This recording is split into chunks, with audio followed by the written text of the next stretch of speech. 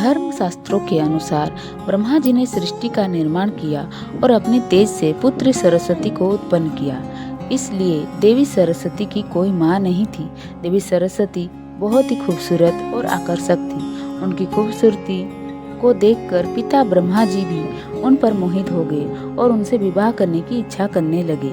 देवी सरस्वती को पता चल गया था कि ब्रह्मा जी उनसे विवाह करना चाहते हैं और इसलिए वो उनकी नज़रों से बचने का प्रयास करने लगी। लेकिन देवी सरस्वती इस प्रयास में असफल रही और उन्हें ब्रह्मा जी से विवाह करना पड़ा।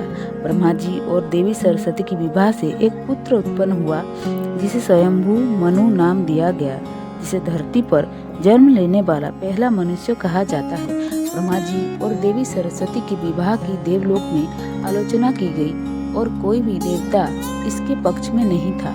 इसलिए ब्रह्मा जी को श्राप मिला कि किसी भी पूजा पाठ में उन्हें स्थान नहीं मिलेगा। ब्रह्मा जी की पूजा पूरी दुनिया में क्यों नहीं की जाती है, इसके पीछे का एक कारण यह भी है कि एक बार ब्रह्मा जी ने यज्ञ करने का संकल्प लिया और इसके लिए एक शांत जगह की खोज करते हुए उनके हाथों में जो कमल था वह पृथ्वी पर गिर गया। ब्रह्मा जी ने तय किया कि वे यज्ञ इसी स्थान पर करेंगे जहाँ कमल गिरा था। इसी कारण उस स्थान का नाम पुष्कर पड़ा।